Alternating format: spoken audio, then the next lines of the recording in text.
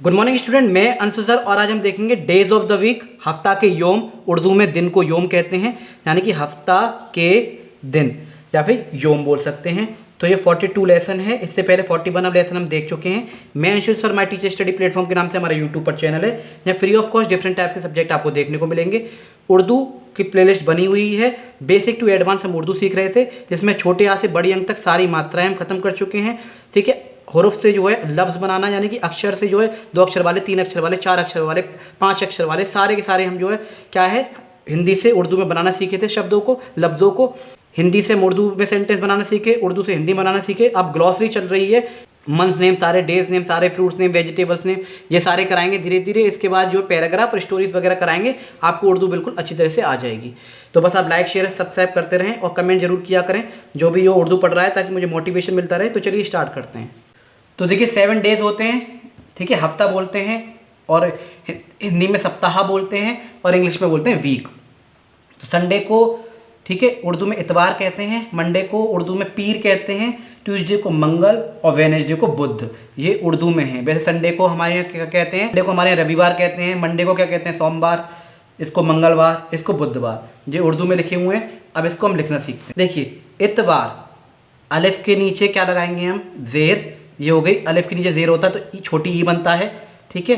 फिर आएगा आपका ते, ता के लिए, फिर वाव के लिए आएगा, वा के लिए वाव, फिर अलिफ के लिए आ का डंडा है तो आ, और ये रे।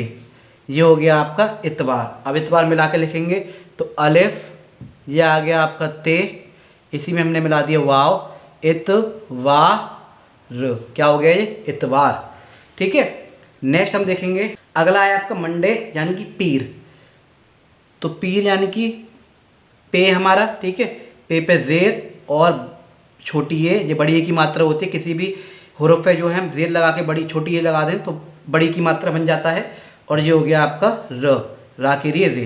तो पीर हम लिखेंगे, ये आ गया आपका प, और इसकी ई की मात्रा के लिए हमने बताई थी ये इस तरह से, और ये आ गया आपका र, पीर।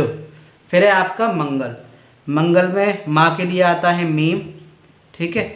फिर ना के लिए आएगा अंग की जो बिंदी है, ठीक है, ना, अंग की, बड़ी अंग की, छोटी अंग की, दोनों जो हमने मात्राएं करा दी हैं। फिर है आपका गाफ, गा के लिए, ठीक है। ये सारे शब्द हम करा चुके हैं। जो शुरुआत से पढ़ रहा है ना, तो उसे आराम से समझ में आ रहा होगा, क्योंकि उर्दू की क्लासेस बिल्कुल बेसिक से एडवांस हम पढ़ा रहे हैं। तो मंगल, इसे हम जोड़ के लिखेंगे, आधा आधा बनाएंगे। आधे हुरूफ कैसे बनाते हैं, पूरे कैसे बनाते हैं, कैसे जोड़ते हैं, सब सीख चुके हैं। मीम, इसमें ये आएगा नून, इसी में ये गाफ जुड़ जाएगा आपका, ये क्या आपका, तो ये आपका मीम, नून और गाफ इस तरह से बना दिया मैंने, और ये लाम, ठीक है। बात वही है। इस तरह से अगर आप लिखना चाहें मन, हम ये करेंगे ऐसे लिखेंगे, हम तो ऐसे लिखेंगे जी, हमारा मन ये ऐसे कर रहा है मंगल लिखने का, तो लिख दीजिए। मैंने बता रखा है, गाफ इस तरह से आधा होता है और काफ भी इस तरह से आधा होता है, इसमें मैंने ला जोड़ दिया है। इस तरह से चाहे इस तरह से बना लीजिए, और आपका मन कर रहा है कि हम तो ये ऐसे बनाएंगे, हमारा मन ऐसे कर रहा है तो ऐसे बना लीजिए, ऐसी कोई बात नहीं है। मैं ज़्यादा से ज़्यादा शॉर्ट में लिखने की कोशिश कर रहा हूँ। फिर है आपका बुध। तो बुध तो आसान सा है, ये आ गया आपका बाव, सॉरी बे, बा के लिए पेश लगाएंगे क्योंकि छोटी ऊ की मात्रा है। दाल और 2 चश्मी है मिला के धा बन जाता है, क्या बन जाता है, धा।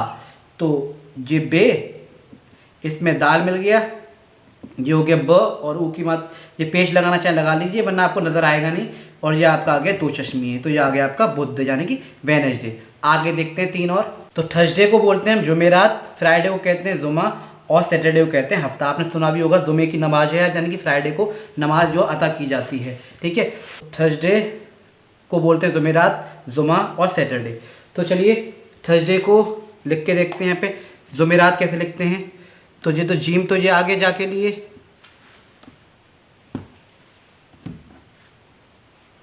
और पेश छोटे ऊ के लिए, ये आ गया आपका मीम, जुमे, और फिर आपका एक ही मात्रा है तो ये एक ही मात्रा, ठीक है।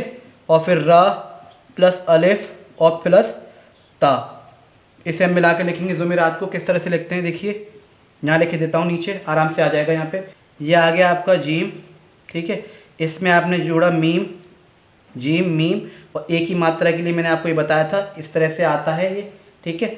और ये आपका आ गया र, और ये आ गया आपका अलिफ, और ये आ गया आपका त।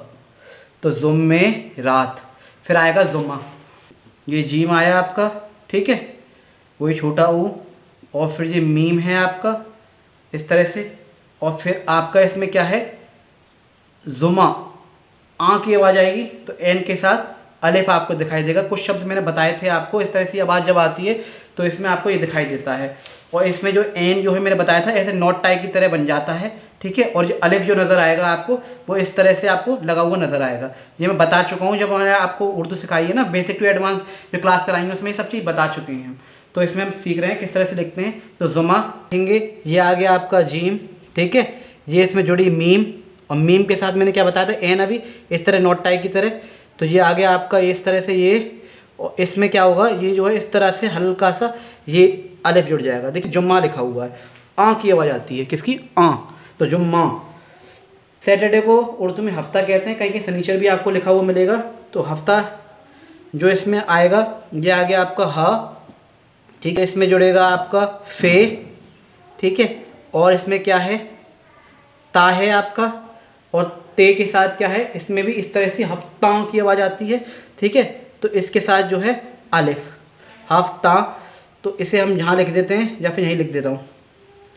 देखिए, तो हा को मैंने बताया था कई तरह से लिखना, ये हा है आपका, इसमें हम क्या जोड़ेंगे, फे को जोड़ देंगे, ये आपका फे जुड़ गया, इसमें ये आपकी ते जुड़ गई, दो बिंदी, हफ, ठीक है, हफ्ता, तो इसमें क्या होगा, इस तरह से ये आपको नज़र आएगा, हफ्ता, क्या हो गया ये, हफ्ता।